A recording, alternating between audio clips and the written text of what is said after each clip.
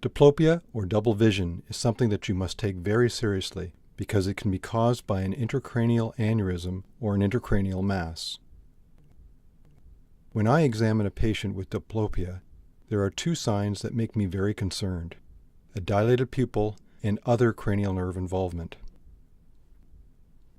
The third cranial nerve innervates the superior, inferior, and medial recti, as well as the inferior oblique, the levator palpebrae, and the iris constrictor.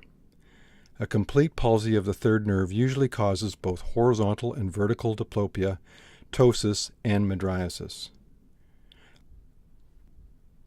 Of most importance, however, is the status of the pupil in the third nerve palsy. A spared pupil, in other words, normal function of the iris constrictor in the setting of a complete third nerve palsy, suggests that the etiology is ischemia due to diabetes or hypertension. These can typically be followed expectantly for a full recovery to occur in 6 to 12 weeks. A dilated or blown pupil, on the other hand, indicates a compressive lesion, in the most worrisome case, a fatal cerebral aneurysm.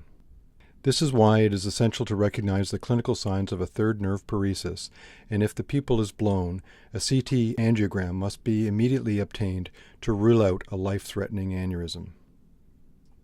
The second critical step to do in any patient with diplopia is to examine the other cranial nerves.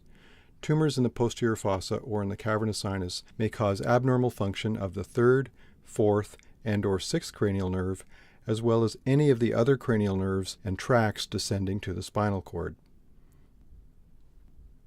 The best clinical approach is to use these clinical findings to localize the area of pathology and then use an appropriate mode of neuroimaging to investigate the structures in this area.